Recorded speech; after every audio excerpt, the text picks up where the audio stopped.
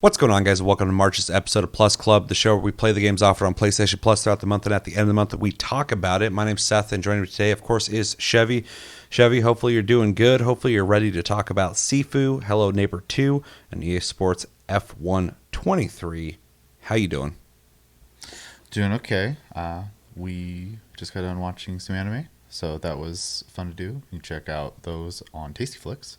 Link down below. You know, We just watched Solo Leveling, Season episode finale. 12, the finale of the season. We just graded that season. So if you've been watching that as well, go check that out. Let us know in the comments what you thought of it. If you want to grade it over there, do that as well.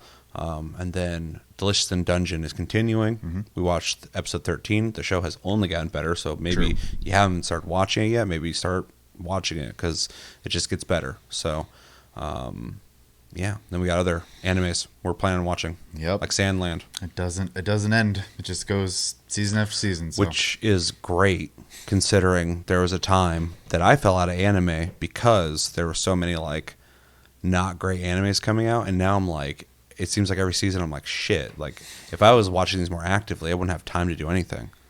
It's rough. I watch a lot at the gym though, so that's a good use of that time. yeah. Usually 2 episodes at the gym and 1 at lunch at work, so it helps me get through a lot. Yeah. Though I have to be careful in both those places on what I'm watching. Sure. Because I tend to watch some trashy shows sometimes. I get freaked out opening up X. Yeah. When I'm in public, because I don't know if it's going to show someone naked or if it's going to show someone getting killed. Like I have no idea because X's algorithm is fucking insane. So True. Yeah, it's rough on there. Yeah. But yeah, otherwise I'm good. I'm looking forward to not only the next season of anime, but also the next month of PlayStation Plus games. So yeah, we're gonna find out and talk about that in a sec. I'm just happy to be filming stuff and relaxing because earlier today, and with your assistance, which I really appreciate, and I won't go too deep into it because it's personal shit, but I did my fucking taxes late and adulted. I adulted today, and typically I never look forward to it. I always hate doing it. A lot of typing things in, but the worst thing is this is the first year in my life that I actually had to file for earnings from YouTube and Twitch. You guys remember when I used Twitch? Long time ago. Well, I've been paid by them at some point, so I had to do that in my taxes, and I had to learn those forms and how to convert those into other types of forms because apparently I'm not employed by YouTube, but I make money by them, so I'm technically like a business. Royalties, yeah. Yeah, making royalties, and next year I'm going to have to file for TikTok, so I'm just like, okay, at least I know now. Like we got some insight on how that works, but that's been like a lot of my day today was learning process. Was like researching how this shit works. So I don't even make like anything off YouTube or Twitch. But one of the comments in one of the videos was like, this guy was like, I made $37. Can I give it back? I don't want to be a business owner for like $37. And like I kind of felt that. Yeah. I've made more than that, but like I'm just like. Yeah, I kind of feel that. Like, if I don't have to do this, like, I would just give it back. Yeah, because there's always that weird spot with taxes in general where you make not enough for it to like actually matter too much, and they probably wouldn't even check you if you didn't file it anyways. But also like just enough that they still want their cut. Yeah, they don't care, but they want it. Yeah. Like, but they don't care about like I was just thinking about like what if I didn't write or type the right thing in or something, but like as long as the money comes in, whatever. It should all be automatic. Yeah. So anyway, that's been fun. So I'm glad to be discussing anime and video games. That's a better way to spend my time. And hopefully after filming this, I can go play something. Because big ask. I'm just jonesing to play something. So with that, we played some stuff. We're going to talk about it. But before we do that, let's find out what we'll be playing in April. Yes. And those games are Question mark. Immortals of Avium, Minecraft Legends, and what's the small text on Skull? The Hero Slayer. Is that what it is? Yep. Skull the Hero Slayer. Now, I had never even heard of this Skull game before we had some people in our Discord link down below talk about it, saying they either have played it and liked it or they've been looking forward to playing it. Yeah. I've never heard about it before. So before we watched this, I looked up gameplay, and it looks like a 2D platformer, kind of similar to Dead Cells, which is right up my alley 'cause I love Dead Cells. I bought it recently on my phone just because I could play the game all the time. Otherwise, Minecraft Legends, I believe, is that action strategy Minecraft game that came out not that long ago. It's the newest one. But I'm drawing a huge blank on it right now. Yeah, you like ride around on like horses and hit shit, but then you bring armies with you. I vaguely remember. It's got the multiplayer aspect. And then Immortals of Avium is a first-person, high-quality game. I've actually played a demo of it on Steam that got overshadowed by everything that came out last year because it was a bloodbath, and nobody was giving a fuck about Immortals of Avium last year. And so not surprised to see it coming to PlayStation Plus so quickly. I heard the sales of it were like really abysmal, which is sad, but release windows really matter. I mean, 2023 was not a good release window for most games. This year hasn't been either, so. Yeah, this window. This year has been it's been kind of buck wild with a lot of like the mid-tier games. And huge games. Yeah. They're just not short at all. And the controversy of Dragon's Dogma 2, which is fucking wild to me. This ain't Taste Cast, though. What are we thinking about these games? I don't know anything about Immortals. I'm sure if I watch some stuff on it, I might go, oh, yeah, I remember now. It has that generic fantasy Egyptian look to it. And it's a first-person spell game. It's Hexen. You are not selling this to me. I played it. It was actually way better than I thought it was going to be. Hopefully I'll be surprised. Minecraft Legends, I'm sure at the very surface level will be a fun game. I can't imagine them making a terrible game. I don't know how much I'll love it, but it'll probably be fun. And then Skull, the little bit you showed me, kind of had a Metroidvania look going on. I'm not the biggest fan of that, but I don't, every once in a while a good one comes out that I like. So it really comes down to playability at this point. I can't play a platformer to have the nostalgia factor. It doesn't do anything for me anymore. Hasn't for a long time. But if the game plays undeniably really well, like Dead Cells, when I played that, I was like, this game plays like butter, dude. Like, it feels so good to play this game. If it's like that, then I could be into it. But it had a cool art style to it. Oh, definitely. But all these games have to have a good art style. That's probably my favorite thing about that perspective when games are made in that perspective is that they usually have like really unique art styles. And I love that aspect because I definitely the type of person who will look up artists and check out their art and stuff. So. Well, it's kind of amazing that whole art styles in gaming have been invented based off of the limitations of the tech in the 90s that we all grew up with, that people have that nostalgia for that, but then they want to use that and evolve it. Just like, recently I've seen games that are evolving, what PlayStation graphics look like in a modern era. And it's like, it's kind of fascinating to see. I've seen a couple people make 64 style games too. Yeah, it's interesting to see people take that old classic style that I think a lot of us gamers love and have nostalgia for, and trying to create games that look like that. Mm-hmm. It's and the 2D platformer is like definitely the pinnacle of that. Like I said before, if you're gonna make a 2D platformer, who hasn't at this point? You gotta stand out, and art style really, is a huge standout for these kind of games to get people to at least play it and then find out if it's worth playing or not. So either that or make one of the games on Steam that you want to hide from your friends. True. Anything else to say on this? Nope. So I've played Immortals of Avium. I was humoring buying it during a sale. It had been out for like a month, and it dropped down to like $30. So I was like, do I need another game? $30, that's not bad. But they had a demo. I tried it, and I was actually, and we'll talk about it more after we play it, but from that demo, my impressions of that demo, just so maybe I can push some people to play this game that I've heard so many people say negative things about without playing it. I was surprised by the quality of it. It's almost like, maybe it is AAA, I don't know, but it's a high quality looking game, and it played really interesting. So I'm looking forward to actually playing the full game of that. Although on a controller, it's not going to be great because it's a first person shooter, but oh well. Minecraft Legends is a game that I, as soon as we heard about it, wanted to pick up, but didn't need to pick up. So I'm just happy that I'll get it because this is a game I wanted to play. I know it's going to be solid. Like the teams that work on the Minecraft games, their job is to make a game people will play and have fun with, similar to Nintendo. I think they do a good job on that. And then Skull, completely off my radar, but now it is, and I'm going to play it regardless. But it looks better than I was expecting. So that was a good surprise already. So I can't wait to try it out and see why some people are mentioning it for the first time ever in our Discord. And now I feel like oh shit, there's some hype behind it. Cool. Yeah. Let's check it out. So, solid looking month though. I'm looking forward to April. So, anything else? Nope. Listen in the comments. What do you guys think about these 3 games? Are you looking forward to them? Do you want to play them? Do you not want to play them? Are you going to anyway? Let us know everything you think about in the comments below when it comes to these games coming up very soon.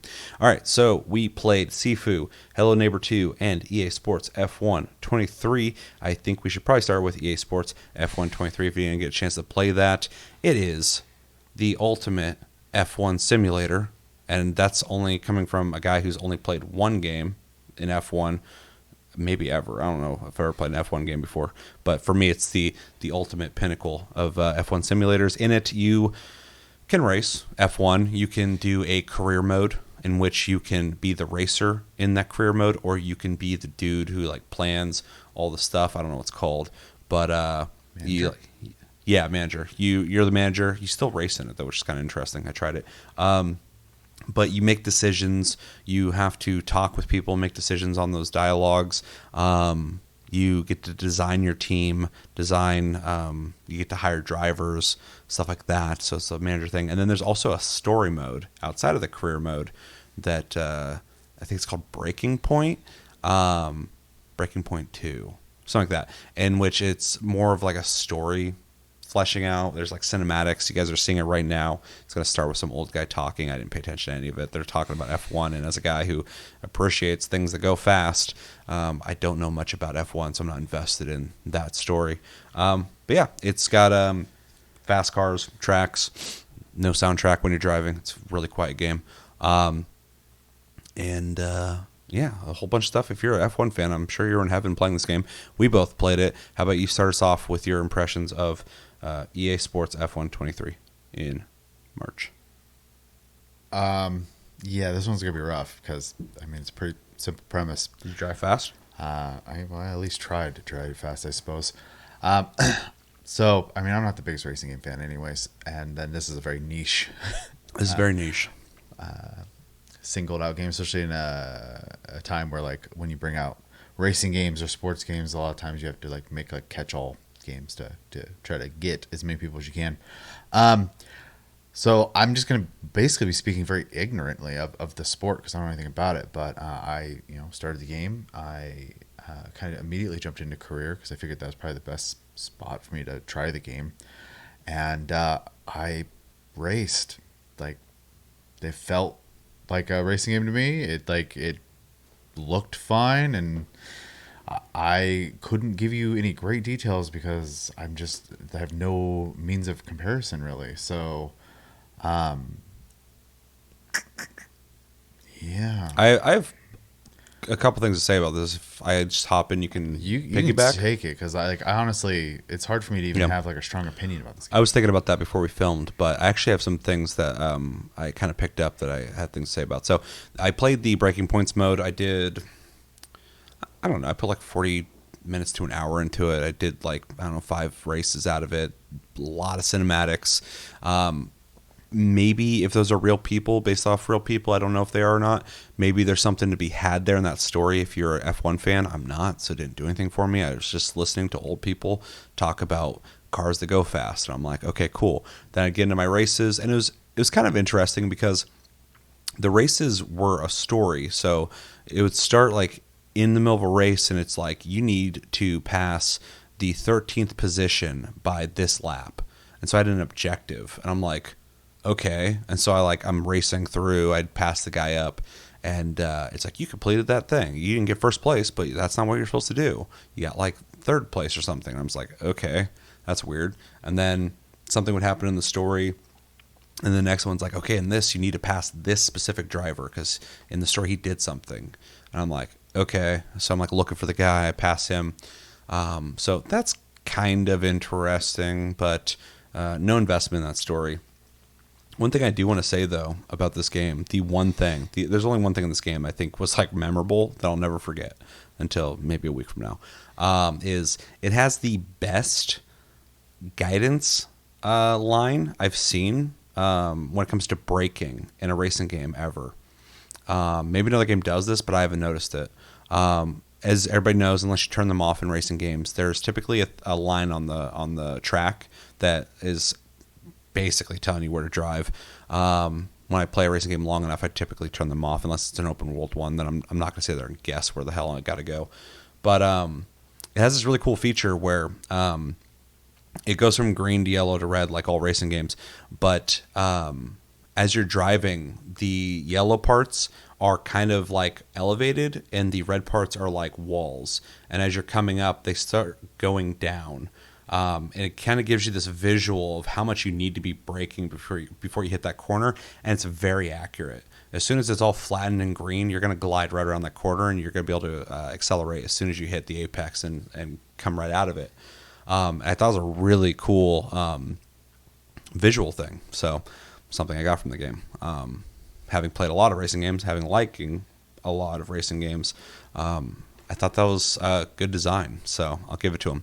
One thing design-wise I'm not a fan of is I think the sound effects are thin and tinny. They don't have a beefy, bassy sound of an engine, met with almost no sound effects otherwise.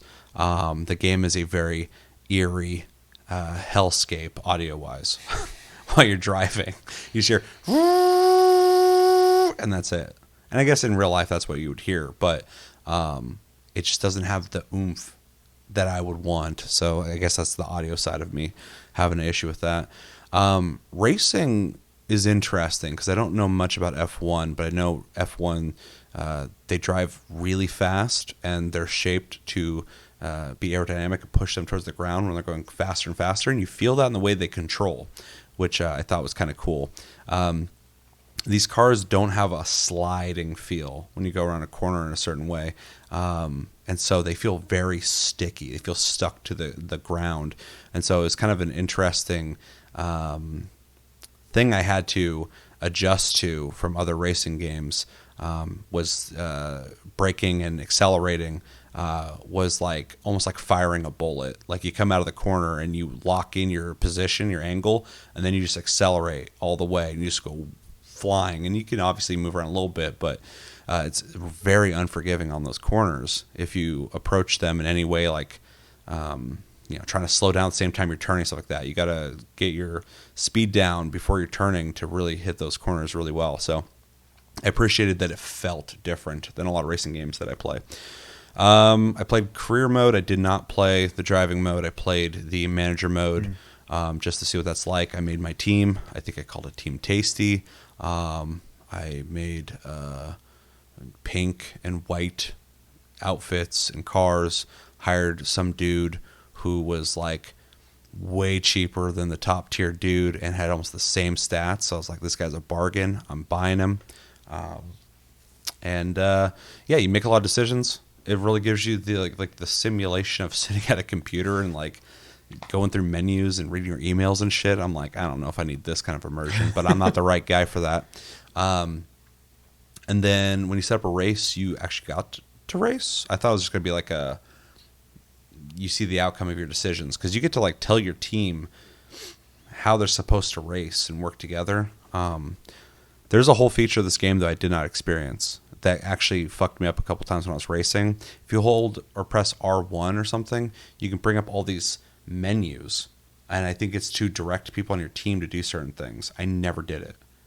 I pressed it once, and then I was looking over while I'm driving like 500 miles per hour. I'm just like, bro, and I'm trying to get rid of it, and it's just like going up and down with the D-pad because I was trying to change my camera to cockpit mode, and I was just like, oh my God, get rid of that menu. And like my whole screen's just full of menus all of a sudden. I'm like, dude, I'm driving way too fast for this. So yeah, I know you can do stuff like that in the game. I didn't do any of it though. So if that's something I need to go back and try, let me know. Also, this game in career mode has a 2-player mode that I kind of regret that we didn't try because the game's AI is set up for the team AI works. Like I was racing behind this one dude and his teammate was ahead of him. And when I went to overtake him, his teammate, the one in the back, drove out ahead of me and tried to block me. And I was just like, weird. I thought it was like a coincidence, but as soon as I pulled out, he did that, and like he was trying to make sure I couldn't overtake him. I was like, interesting. So it would have been kind of cool to try out that career mode because it's literally a two-player career player career mode that's supposed to be set up that you work together basically. So I thought that would be kind of cool, but this also isn't like a high priority game for me. So I'm only playing it for the channel and. No regrets, but I'm not trying to invest a shitload of time into it unless I'm really into it. And then what else? I did one other thing. I don't remember what it was. Maybe I just raced. I don't remember. But yeah, overall, the game looks decent. It's not the best looking game in the world. It's not the worst looking game in the world. It's fine. The racing actually wasn't bad. And that might sound obvious, but having played games like The Crew and The Crew 2, and seeing Ubisoft doesn't know how to make a racing game and make cars feel like cars. I go into games I've never played, brands I've never played before, or IPs, and I'm like, is this like a legit racing game or is this like a fucking throwaway game? Right. And I played this and I was like, no, it feels legit. And then, a lot of features that just felt wasted on me, honestly. But I can't really say anything negative about them because it's not for me, really. But my biggest complaint is audio design could be better, and it felt a little bare bones in terms of like I guess just racing, but also not really though. There's a lot of features, there's a lot of things to do, so yeah, it was fine. It's fine. I feel like it could have been a lot better though for me if I was into F1, but whatever. Yeah, I don't think there's any hope for me when it comes to the genre, so it's kind of hard for me. I love racing games, so like I'm down to play games like this, but just because it is so specific. I mean, like you only get more specific if you played like fucking Daihatsu Simulator or something. I don't know, some weird obscure specific thing. Because otherwise, it's like you better be into F1, otherwise this ain't for you. So, Do you have anything else to add? I mean, it's hard for me to add just because I don't even really care about cars in general. So they're just boxes that are designed to get you from point A to point B to me. So You have any complaints about the game? it's a racing game. Did the racing feel fine? It felt like any other racing game to me. Yeah. I mean, I honestly, like, it's hard for me to have any, like, deep opinion just because I have such a distance from of interest of anything that even involves cars. So Yeah. it's just very foreign. It's like asking me to speak Chinese, basically. So Yeah. All right. Well, if you have nothing else to say. no, nothing. Let's jump into recommendations. Loosely recommend it to everybody who's into racing games. I do think not everybody's going to love it or really be too into it because it is so specific, but it is a competent enough racing game that if you are into racing games and you're just looking for something to play, you've played all the games, I think it's enjoyable. I think you could like it. So hard recommendation would be if you're into F1. You probably already play it. You probably know all about it. You're probably like, dude, you didn't do this. You didn't hit R1. You didn't tell your guy to do this. I didn't do any of that stuff. And enlighten me, please. Because I was really interested in it, but it's terrifying being interested in something you're trying to figure out while you're driving so fast at the same time. There was no tutorial for me about that system when I was playing, so I don't know how it works. What else? Cooperative games. I feel like cooperative racing games, it's kind of a rare thing still, which is weird. So even though we didn't experience it, I was happy to see. I'm always happy to see cooperative racing in games because so many games it's like you're against people. That should be because racing's a thing. You're racing people to win. But it is kind of cool to have that kind of inviting mode of like you don't have to be competitive with other people. You can play with your friends too. And so I always am happy to see that. So if you're looking for a racing game that has co-op, this game has that. So there's a recommendation. And then, Sims. I feel like Sims and management, specifically with cars. I'd recommend this because Sims. It is a game that is built around that. So if you're looking for a game where you get to manage a team, this has that. Other than that, I think that's about it. Yeah, it's pretty hyper specific. I don't think I could even add anything to that. Yeah. Okay, so let's jump into grades. I'm going to give this a gonna give it a light B. I was gonna give it a B minus, but like it was. No, I'll go B minus. I'll go B minus. I kind of wanted to give it a C because it's just like passing, but there's a couple things about it I thought were like, it gave it something, like the breaking thing one of the biggest things I took from the game is the line on the ground. But yeah, B minus. The game is fine. It's actually better than fine in a lot of ways. The way the racing feels actually feels good. Feels punishing when you drive into people. I didn't mention that. I don't like when people hit each other when they race. Unless it's a game meant for that, like arcadey, that's fine. But I hate playing like Gran Turismo and people are driving into each other. I'm like, dude, that's so annoying. And so this game, you get docked points if you collide with people, and it's unforgiving too. If your tire hits somebody, it'll spin you out and stuff. So it's all about skill, and I like that. But it did kind of feel, in some ways for me, maybe because I'm not an F1 guy, kind of hollow, and the audio design did kind of bother me. And the story, maybe you do like the story, but that story was really boring. So it felt like typical EA Sports filler bullshit story. So anyway, B minus. It was fun. Yeah, it's rough for me. I had a lot more to say on that game than I thought I would. I mean, it's hard for me to really I have zero strong opinions about the game. So give it a C then. I was gonna say I'm gonna give it a C, just because I don't know what else to do with it. Take that for what you will.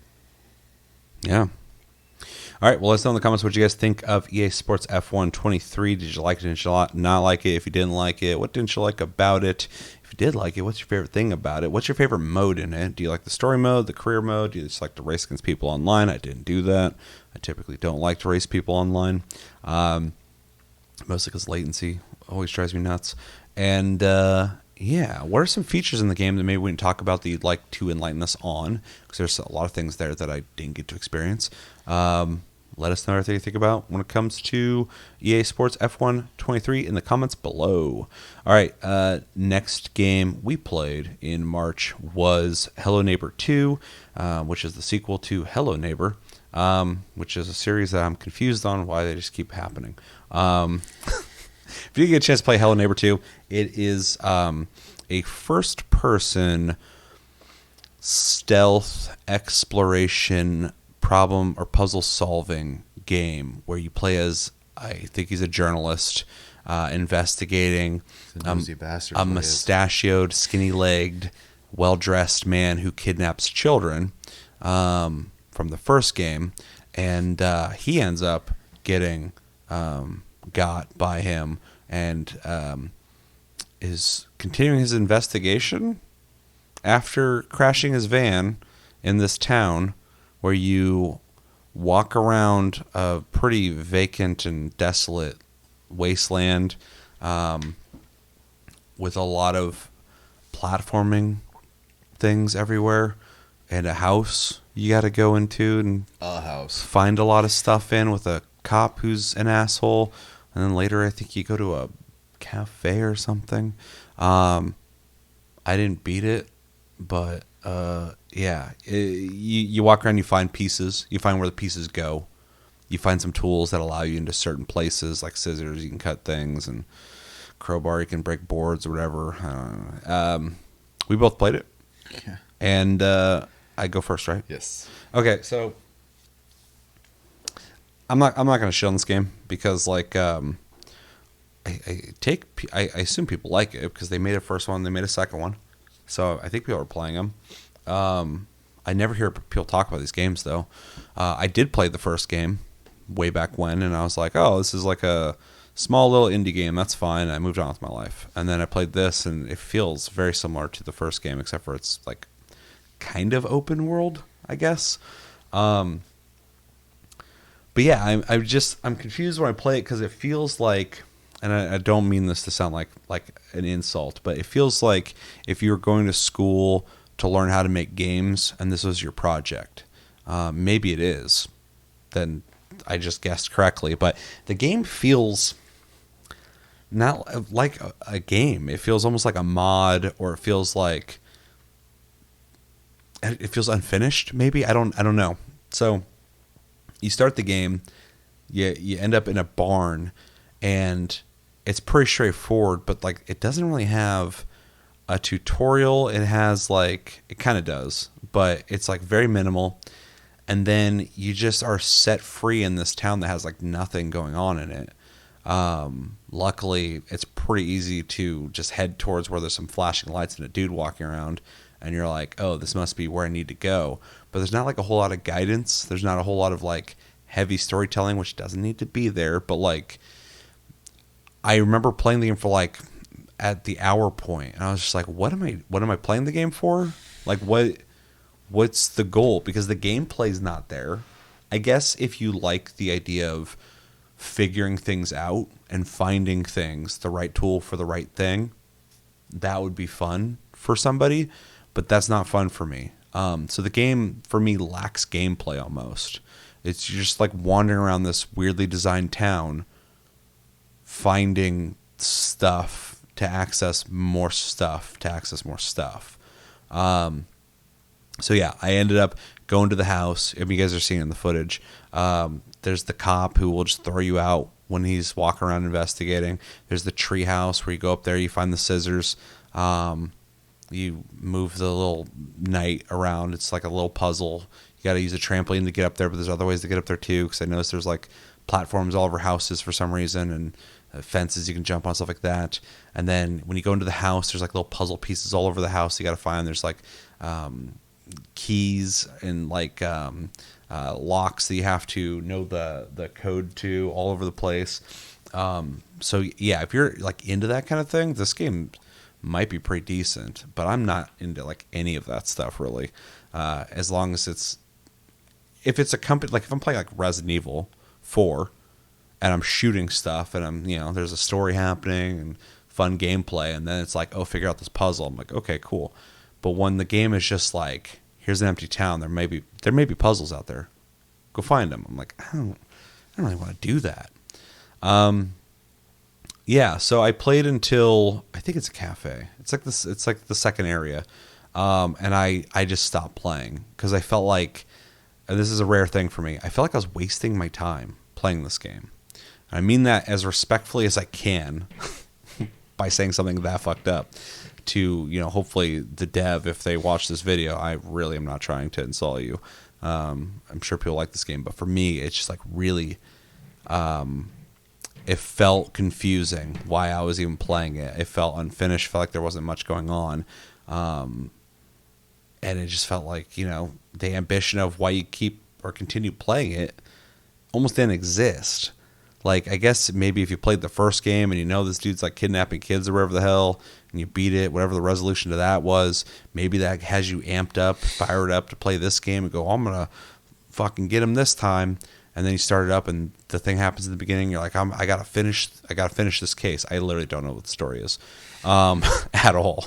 I just know that guy grabbed a kid and dragged him off. I'm like, that's pretty sketchy. It's pretty weird. So, but other than that, like, I don't know what the fuck my motivation is. Like, you remove 15 seconds of a cutscene, and I'm playing a game where I just spawned in a fucking empty town, and I gotta go figure out what the hell I can even interact with. That's the game. Like, it's borderline insulting. I don't want to say that though, because there are puzzles that I was like, oh, okay, I figured it out. Oh, okay, now I got it. Okay. And so, like I said, if that is satisfying for you, this might be fun. But when I say the game could be improved, I mean like it could be fucking finished. There could be more. There could be so much more to it, to flesh it out in a way that I feel like felt like a game. This really kind of felt like an interactive digital exhibit almost. It's like there's almost no gameplay. Even the stealth mechanics. Here's a legit complaint. The stealth mechanics are awful, and the AI is horrendous. There was a moment where I went to a bathroom because the dude saw me through a crack, so I appreciate that he could even see through a crack on a game like this. I wouldn't expect the sightline to be that great, but he comes walking, I can hear him. I get in the closet, which is just a huge easily seen through door on the closet that's just ridiculous looking, but that's a nitpick, whatever. And I'm in there, and he comes in, he's all, her, her, and he walks out the door, and he doesn't even like leave. He's in the hallway, and he comes back in. He goes, her, her, her. I haven't even moved. I'm just in the closet. He did that like 6 times. He was just walking back and forth from the hallway into the bathroom, back and forth. There's no way out of the bathroom other than that door. And there's no like stakes. You don't die if he catches you. He just kicks you out. But I just watched this because I already am sitting here with a like critical mind playing this game, going like, this game's not that well made. Although I've never made a game, so what the fuck do I know? But I'm watching this guy's AI. I'm like, this game wants me to sneak around, stealth around and shit, but the AI just is broken. He's just walking back and forth like, her. I was like, this is ridiculous. So I got out and I just let him grab me. So I'm like, okay, just let's start over so I can continue doing this shit. Anything I could give this game is it has an art style. I don't know if I like it, but it's an art style. Everything's written weird. Like stop was like SPOT or something like that. Mm-hmm. They just like rearranged all the words. And some of the puzzles were kind of clever. Kind of. If I had the patience for them. But yeah, overall, I didn't really like this game. Like, I literally felt... I went on to the PlayStation Plus subreddit where I post Plus Club. And midway through the month, somebody had posted... they couldn't believe that PlayStation gave us this kind of shovelware. This kind of like unfinished game as a game for PlayStation Plus. And typically when I see people complaining on the PlayStation Plus subreddit about the games that we got and how they're not the games they want because they just want AAA games every month, which I do not identify with. I actually like the variety of what we get for PlayStation Plus.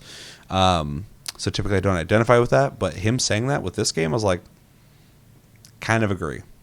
For the first time ever. It might have an audience. Maybe you really like this game, I don't know. But I'm like, you probably could have did better with almost any other game you could have gave us for PlayStation Plus.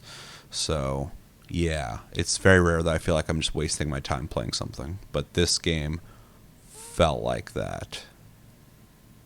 Thoughts?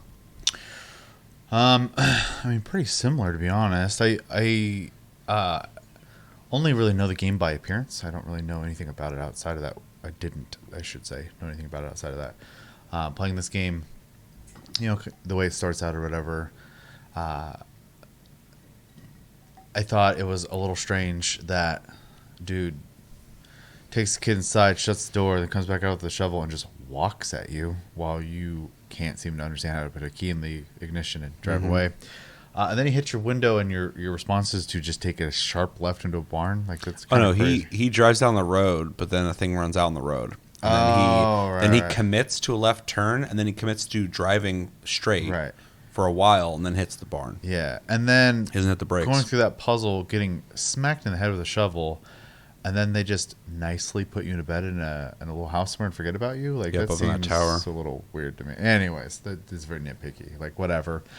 My biggest complaint about this whole game is that they just let you loose. And I don't, as someone who's never played one of these games, and obviously it's a sequel, but like, I had no clue like what the game is. What am I supposed to do? Anything like that, right? I get a little bit of a hint in the beginning in the barn where like you have to like find some stuff to solve some puzzles. So I'm like, okay, there's gonna be puzzles in this game. I get it. Yeah, the barn is the tutorial. Yeah, and then you know, as I was messing around with the buttons, throwing my crowbar and having to go find it because it was in a bush somewhere that I had to go locate because I just chucked it. You find a crowbar right after anyway, but when I was in the barn, I walked out the door, and as I was walking out, I was just pressing buttons to see what they do. Yeah. And I threw the crowbar, and as soon as I threw it, it's midair, the guy comes out and hits me with the shovel, and I was like, well, lost that thing. Yeah. So, the little bit I did, I didn't do the treehouse part, which is kind of interesting, because I did one puzzle basically on my own and found a couple of the puzzles, and then I was like, okay, I just want to see what this game is like, and so I went ahead and I looked up a couple of the puzzles just to see them in practice, and so the safe inside that the cop. I don't even think it's a cop. I honestly think it's the dude just in a costume, like pretending to be a cop. But Maybe. regardless, because he just walks in the house like he owns it. And then if you mess with stuff, he'll pick it up and put them back where they belong. So It's a crime scene. It's weird. Anyways, the safe. I'm like sitting there trying to figure out what the hell the combo is, but then you find these children's building blocks, along with a couple other things in the house. But anyways, you find those, and I'm like, I don't understand how this is like connected to anything. And then I notice they're all different colors, and then next to the safe is this stupid little pennant above it, and they're in a color order, and so you put down the blocks in that color order, it gives you the password. I was like, that was not very. I mean, it's more obvious than the other puzzles, but it wasn't very obvious. And it doesn't have to be obvious. Obviously, you're trying to figure it out, but I felt like I had like no context at all, outside just kind of like try until you figure it out. The ones I ended up looking up, there is a 3-code spin lock behind a painting that opens up a room. I didn't see any clues to that beforehand either, so I just looked it up so I could see what was in there basically. And then the dolls that you get for the dollhouse, I would have never thought to climb on top of the little hiding closet and move the painting to find a cubby hole behind it. Like, I only did that because when I walked into the kitchen, it's in this footage, I looked up and I saw in the vent the Hello Neighbor guy yeah, I saw that toy up there. but like I wouldn't have thought to go try to click on the paintings or anything, or climb on things, I guess. But I don't generally climb on stuff in games anyway, so Yeah. Maybe I'm weird. But other than that, the town is crazy empty. Like, I don't even know why they let you walk around it. Yeah, just teleport me to the house. And maybe it makes sense later in the game, but in the Yeah. beginning, like, I actually did everything except for the house in the beginning. I was just wandering around. Yeah, for anybody who's like played through this game and is like, well, if you pay attention in the tower or whatever and look, it tells a story. Or like you find tapes later and it tells the story, or like, later the town. Our point is, like, we are coming to this game blind. It's a game they offered us on PlayStation Plus, and from the beginning on, a major reason why we didn't continue playing is because the beginning of the game didn't do a good job on motivating or introducing us to anything. Yeah, and I think it's probably its biggest weakness. Yeah. Biggest weakness is that, you basically threw a bunch of puzzles at me and said, "Okay, go." I was like, well, I don't know if I wanted to do that, to be honest. And I'm not the biggest puzzle fan anyway, so it had that going against it. Yeah, and then it's just a stealth game other than that, and I'm the wrong person for that. You like stealth games. Obviously, you've already talked about how you feel the stealth is in the game. It's terrible. Yeah. But I'm not a big fan of stealth games. This game feels like dollar store Outlast. So yeah, I didn't necessarily hate it, but like I just don't love it either. I don't. Like, I respect someone made it. I hate it because I feel like my time was wasted.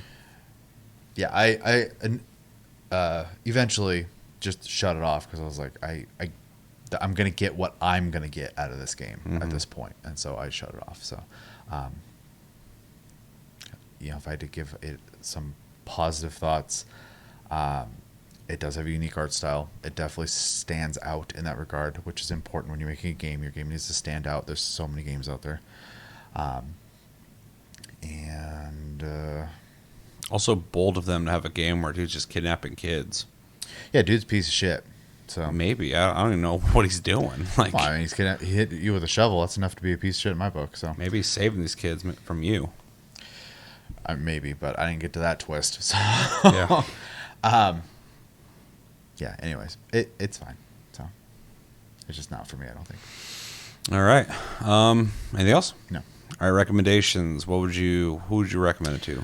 People like puzzle games. I would say if you are in love with puzzle games and you just like it, and I don't even necessarily just mean puzzle games. If you're like a problem solver and you thrive on like having no clues and context and stuff, and you just want to get in there and like figure stuff out, you probably like this kind of stuff.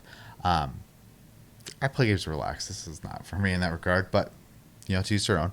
And also, if you just kind of like quirky indie games, it's very quirky. for sure. Loosely stealth games, very loosely. And I mean, that's about it. Yeah. If you like weird, broken indie games, like you like to laugh at, like, oh, this weird thing happened in this game, I would recommend it to you. Exploration games, kind of, I'd recommend it to you because you explore a house in the beginning. There's other places too, but that town is basically, from what I gathered, pretty unremarkable in terms of things to do.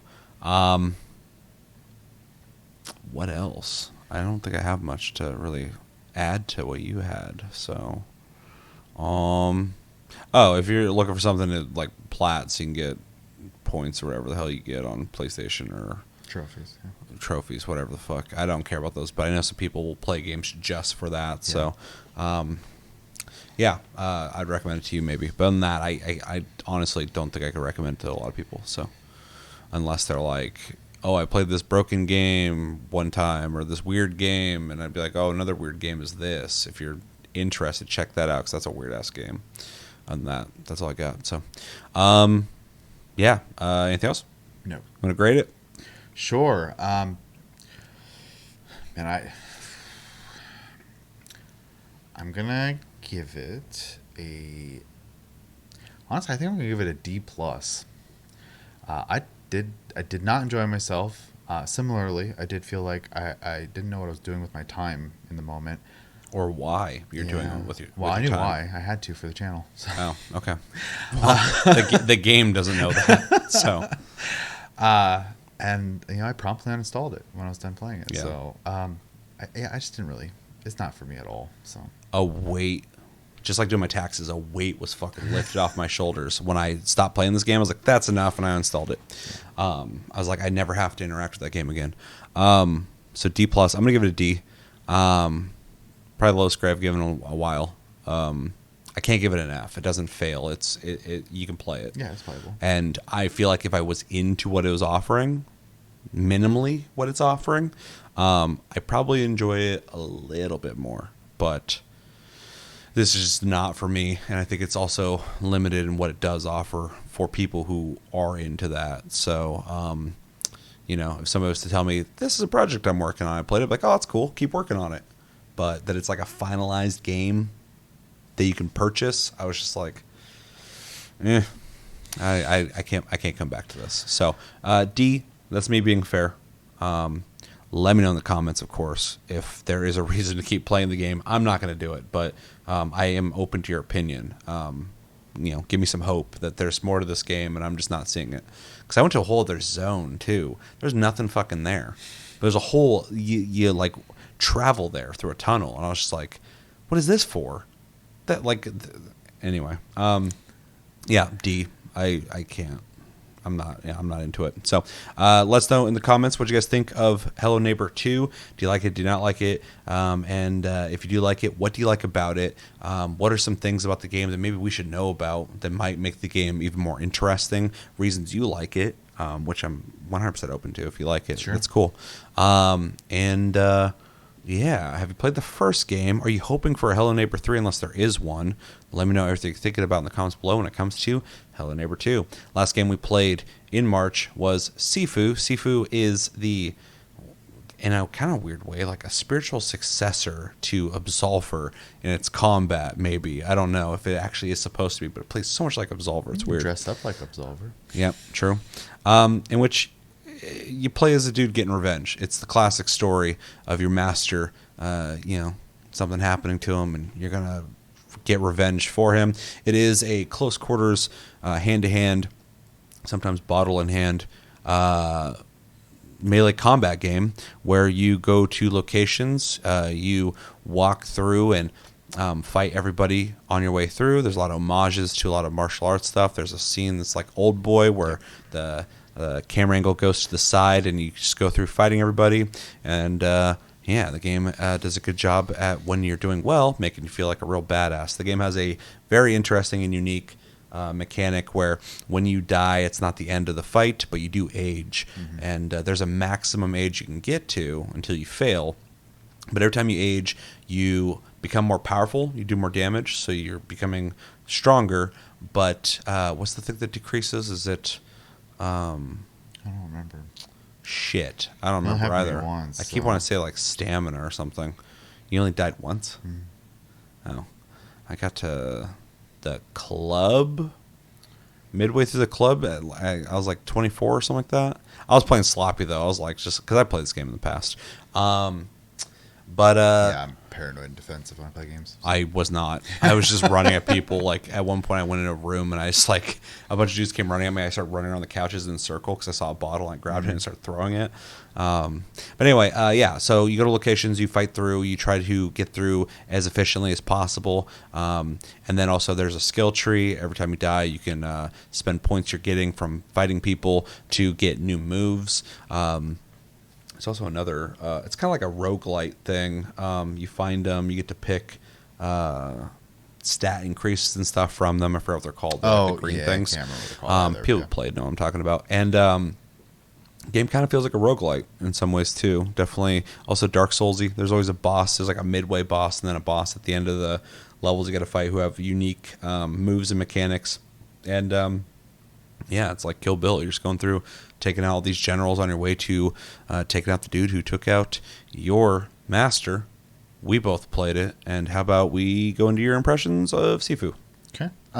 So similarly to the last game, I definitely appreciate what they do for the or with their games, because there's not a lot of games that really do like martial arts stuff the way these guys do, if anyone, to be honest. Which, from a visual standpoint, is a lot of fun to check out and stuff like that. And I also think for people who like games where they're very involved with like the button presses and like comboing and stuff like that, it's going to be really good for that as well. I'm kind of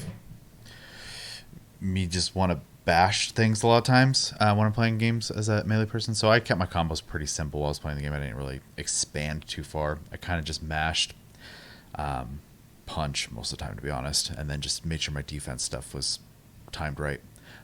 So fights were probably slower than they needed to be, but that's how I play games usually. So I was a big fan of the pipe. Anytime I could get one, I would use it to beat the shit out of everyone I saw, and it was very satisfying.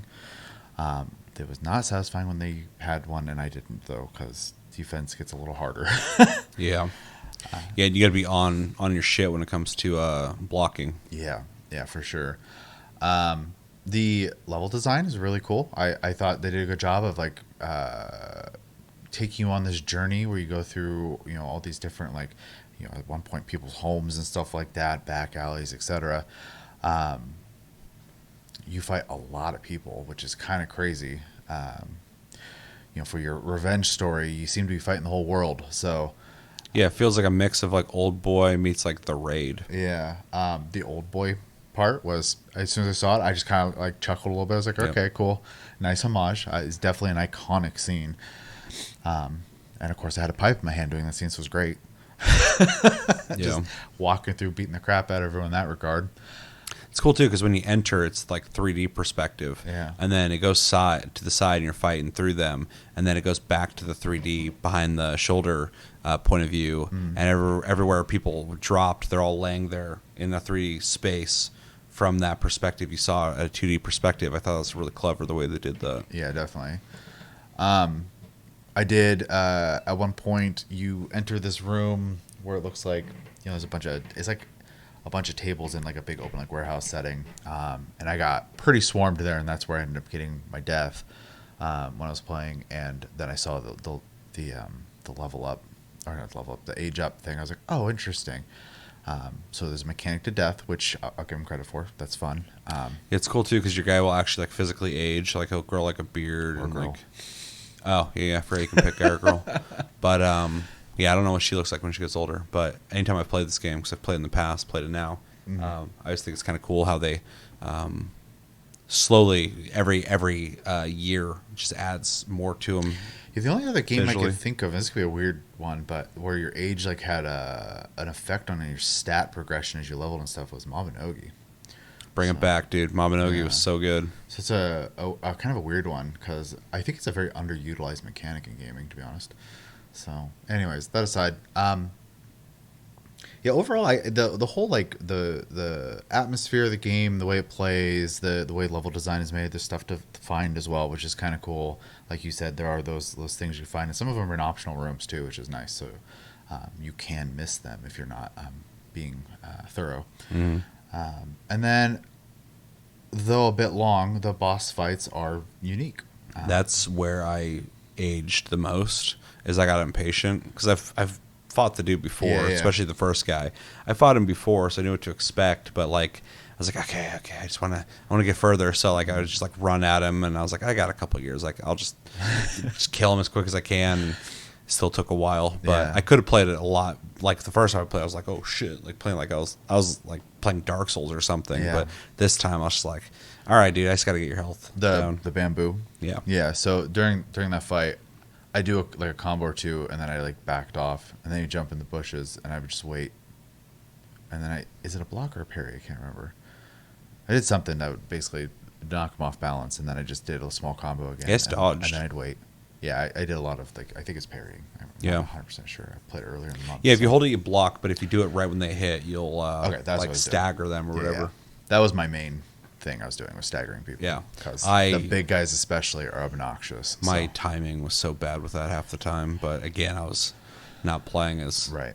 dedicated as I could have, I guess. I didn't play much further than that fight just because I'd pretty much gotten the idea, and it's been a rough month because a lot of big games also came out, and I wanted to play them. So, but I feel like I got a pretty good idea. Outside of I can't obviously comment on where the story goes. I do think it started interesting enough, though tried and true doesn't have to be original time as long as it makes sense for the progression of where you're going, and I think it did that. So, overall, I think it was a decent time. I don't think I'll continue just because like the combat system is not like something I'm in love with, but I have like no complaints about it. I think they made a pretty fun game. I actually think it is a nicer title than Absolver, if I'm gonna Yeah. put that out there as well. So yeah, So I'm glad you brought that up because that's the first thing I wanted to even talk about is we played Absolver, which was a game that I wanted to play back when it came out, but never did. And then it came out on PlayStation Plus. We played it, we reviewed it. And Absolver had something, but it didn't fully realize it. It had this really cool martial arts combat system that I hadn't really seen in a game. It had a multiplayer component to it, which is kind of weird. But it had minimal content. It had like things you could find, but not a lot. Like it felt like they had a really good idea, but they didn't know how to execute it fully. And so it's really interesting to see them when they first revealed Sifu. I was like, that makes sense that they're making that because it looks combat-wise very similar to Absolver, just more refined, better thought out. And so it's almost like, they had this really good idea, didn't land very well, but they didn't want to waste it. I'm glad they didn't because this game really stands out in how unique it is in terms of the nebulous amount of melee combat games out there where people are just punching and beat 'em ups and stuff like that. It stands on its own because it has such a unique and interesting combat system that has more realistic, meaty punch sound effects. It's fast, but not super fast paced. Timing and positioning and all sorts of strategies come into play in every single room when you're in combat that makes this game really feel like it's Sifu. Like there's not a game you're going to get confused with when it comes to this. Maybe Absolver, but Absolver has a visual style that's very different than Sifu. Yeah, definitely. Even though you can wear Absolver the outfit, which I did, I think, in this game. The story's straightforward, but it's good because everybody's going to want to play this game and get in there and start punching people. And what better reason to start punching people than revenge? If you watch movies that are similar to this, you want to live that fantasy. This game gives you that. I think it has a really clever intro as well, where you're playing as the villain, basically, coming through and taking out all the people who are defending the master, then fighting the master, getting some tidbits on that they have a past. And then when you take them out, you get to pick your character when you reveal them. it also serves as a well done tutorial on teaching Yeah. how to fight. So. Yeah, super clever. But then even more clever than that is there's a sequence after that where the dude whose master was killed is like practicing and almost envisioning his revenge that he's going to get on all these people that were responsible. And so it has this cool like title screen sequence, not title screen, credits sequence. Yeah.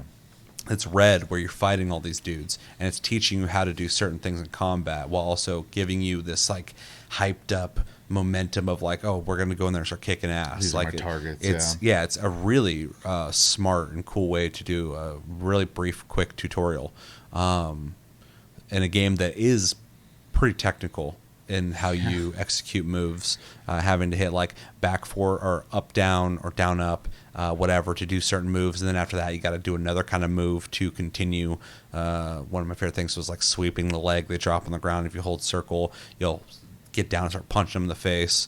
Another one is like up, and then triangle. You'll leap forward and hit them, and then you can continue hitting them after that. After you do like I think it's down up to do a push with square, and then after that you hold a button or you hit forward triangle, and you are able to deck them in the face really quick after that. Like they're kind of hard at first to do, but when you do execute them, they feel worth it, because in a game where every single encounter in combat could cost you a year, if you play sloppy, when you do execute the moves and they land, it makes a huge difference between this guy taking a couple hits and then getting a chance to hit you, or taking him out completely really quickly. It also makes you feel like a martial arts fucking master, just a badass when you take a dude out really quick. This game goes from frustrating sometimes for me to, oh my god, that was so awesome, which is a really cool feeling. They do it right. So long story short, I'm glad they're able to bring that from Absolver into this when it comes to like the combat. Really like that. So yeah, and then the story's simple, works to get you going. The first area I've played through a couple times now, so that's why I kind of played through it sloppily. But it's cool. There's all these like paths and stuff you can take, keys to open up shortcuts, stuff like that. You can revisit these locations. If you fail, you can come right back. There's certain permanent upgrades you get, other ones that are temporary on runs, which I think is clever, because it's obviously similar to a roguelite without being specifically just a roguelite. Bosses are, I think I said this already, but unique in their mechanics and their moves. The first guy you fight him in like a greenhouse, but then after that he like, I don't know what he does, but all of a sudden you're just like seeing like a bamboo forest and you're fighting him there. Bamboo so it's kind of jutsu. It's kind of cool, yeah, to have like a mid-fight refresh of the scenery and changing the moves. So like you think you're done, but you're not. I also kind of hate that too. Like when you play like a Dark Souls or something, and you're like, oh, I killed the boss. Why were they so easy? And all of a sudden, nope, they're back, but stronger than ever. This time around, I only played through the first two areas, the slums area or whatever the hell it is, and then the club. And yeah, I had a good time playing the game. I don't know if I have any complaints about it, which is nice, because after the last game, I wanna be fair to all the games, but this one I'm like, I don't got much complaints. The other one I'm like, I got almost only complaints. I just had fun playing the game. I would love for them to either support the game, although I don't think it really needs it. It feels like a good like one-off game, or at least make a sequel, or continue what they've been doing from Absolver to this and just make more martial arts games and get really good at making them better and better, because the improvement from Absolver to this is huge. Like they literally salvaged something from Absolver and made like a game that has been widely celebrated, which has been cool. I remember when this game first came out, people who played it loved it. I had so many people going like, have you played Sifu? I'm like, yeah, I played it. Like, have you beat it? I haven't beaten it yet. And they're like, oh, you got to beat it. So there's a lot of passion behind it, so it's really cool to see. I always like when a dev can kind of course correct and do something that I think everybody is like more happy with. No Man's Sky just released their 7,000th update. Yeah, and the memes on that have been really funny, because we're so post people being upset with that game, and so that's an extreme version of that story of someone course correcting. But these guys from Absolver to this did a really great job, and this game is a lot of fun. And honestly, it's so good that whatever they make next, I will definitely be keeping an eye on, because they've proven themselves to have really unique ideas that they can execute on, which is important. So yeah, Sifu's fucking cool. Really liked it. And yeah, I think that's all I got to say on it. Anything else? I don't think so. All right, recommendations. If you like melee combat games, I would recommend this highly, because it's done very well. If you like challenging Souls-like style games without really the Souls-like elements, the mechanics, but like the, oh shit, this is, I could die. There's, punishing fights. Definitely check this out. If you like those kind of boss fights, I would check this out. If that aging mechanic sounds interesting to you at all, I would recommend it directly to you, because it's the only game that really has it, and I think it's really, really interesting. It's interesting that as you get closer to failing, you become more powerful at the cost of, I don't know if it's stamina or if it's health. I don't remember. I think it's like you get less health but more power. So every strike is just like, because you're becoming a master, you're depreciating in age, but you're stronger because you're better. But yeah, if that sounds interesting, I definitely recommend it to you. If you like roguelites, I would recommend it to you. I would say loosely, but I think if you like roguelikes, you would like this. If you liked Absolver and you didn't play this for some reason, you should definitely play it. If you like kung fu movies, definitely check this out. I think it's a great homage to those. Or even Old Boy, because it has a moment for that as well. Anything else? You got anything to add to that? I don't think so. All right. Who went first? You? Yes. So I got to grade it. I'm going to go a really light A-. I almost want to give it a B+, because like it's not like a super deep game, but I think the originality of it, and I think them actually executing their idea in a way that feels good, because it would have been really easy to fuck this game up. Like, you're like, oh, it'd be cool if the game was like this, and then it just doesn't work out very well in terms of like how the hand-to-hand combat feels, stuff like that. That they're able to stick the landing, I think, says something. I also really appreciate small devs doing what AAA should be doing, and like creating new ways to play games that are exciting and interesting, and not just run by the numbers bullshit. So, because the experience is so unique feeling for a beat 'em up type game, I'm gonna give it A-.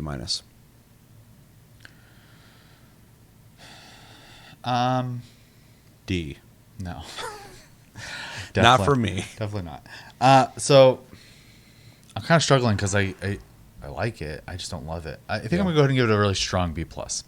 I think it's a good game, though I'm not necessarily drawn to come back to it. I don't really have any complaints about it either. I do think for what it is, it's doing it really well. And it does have things I do wish other games had. Like, I do think the age mechanic is a fun idea. I like the idea of like, maybe if you're younger, you're faster and have a bunch of stamina, versus like when you're more a young adult, you're stronger.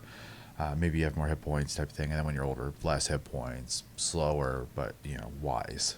For example. So I don't know how to really explain it, but that kind of stuff is like a really interesting concept. I would like to see fleshed out in more games. This game kind of plays with this, so that's fun.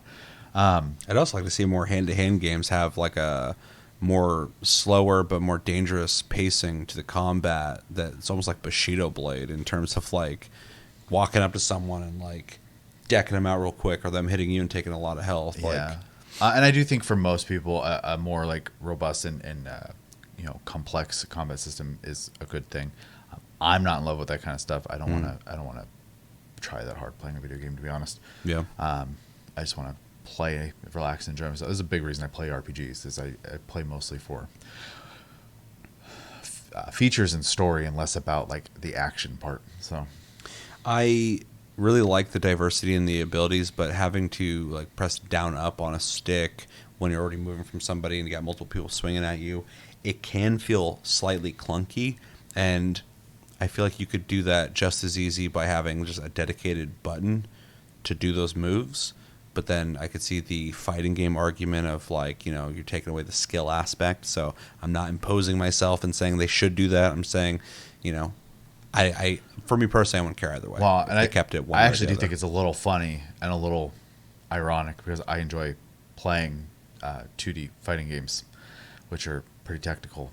And Yeah. then I complain about action games being technical. So I guess it just depends on what I'm playing. But Sure. and I don't complain in regards of like it's against the game. It's more of just a personal gripe. That's why Sure. I'm not knocking it. I just, I'm not in love with that aspect of it. But I do think it does it well. And so I do think it could be improved though as well, which is Yeah. a good thing. And they've shown they can do that. And I hope they continue to do that. So Yeah. Anything else? that's it. All right. Well, let us know in the comments what you guys think of Sifu. Did you like it? Did you not like it? Did you beat it? How far did you get? What's some of your favorite parts of the game? What's some games that are similar to it? Curious about that because it really does feel, for a game where you're just walking through beating people up, it feels very unique in how it executes that.